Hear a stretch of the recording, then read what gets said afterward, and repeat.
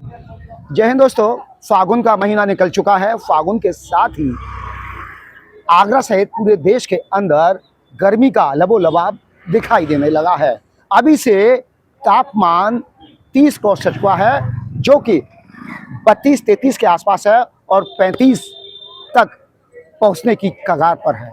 जो इस समय मौसम कभी खुशनुमा हुआ करता था, गुलाबी मौसम जिसको कहते थे, हल्की हल्की ठंड रहती थी, लेकिन अब वह अप्रैल और मई की तरह पर प्रचंड गर्मी से प्रतीत होता हुआ दिखाई दे रहा है। आप देखिए, गर्मी के कारण जो पर्यटक हैं वह भी पानी के लिए त्रस्त होते हुए दिखाई दे रहे हैं। तो दूसरी तरफ ईरान, इजराइल और यूएस कन्फ्लिक्ट दुनिया को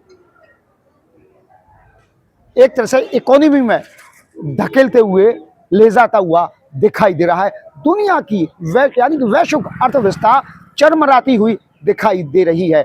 इसमें भारत भी उभरने का प्रयास करता हुआ दिखाई दे रहा है, लेकिन इस कॉन्फ्लिक्ट के चलते कहीं ना कहीं पूरी दुनिया के व्यापार पर और टूरिज्म इंडस्ट्री पर असर पड़ता हुआ दिखाई दे रहा है। इस युद्ध के चलते जहां एक तरफ गैस और पेट्रोलियम पदार्थों की किल्लत हो चली है, जिसके चलते होटल इंडस्ट्री, छोटे ढाबे, बड़े ढाबे, होटल्स, रेस्टोरेंट, ये सब तालाबंदी के कगार पर पहुंच गए हैं। इस कॉन्फ्लिक्ट से किस तरीके से दुनिया ओर पाएगी, भारत ओर पाएगा, यह तो आने वाला वक्त बताएगा। लेकिन मिडिल ईस्ट के साथ साथ ये प्रचंड गर्मी कहीं ना कहीं आम आदमी के साथ साथ पर्यटकों को भी जूझने पर मजबूर कर रही है। इस समय मैं ताजमहल पर हूं और आप देख सकते हैं, जहां कभी रौनक हुआ करती थी वहां पर आज सन्नाटा पसरा हुआ है। और यह सन्नाटा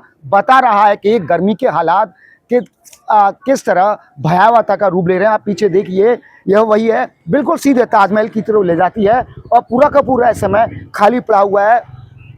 और इस समय ताजमहल के पूर्वी गेट हो या पश्चिमी गेट हो, हर जगह इस समय पर्यटकों की भरमार हुआ करती थी।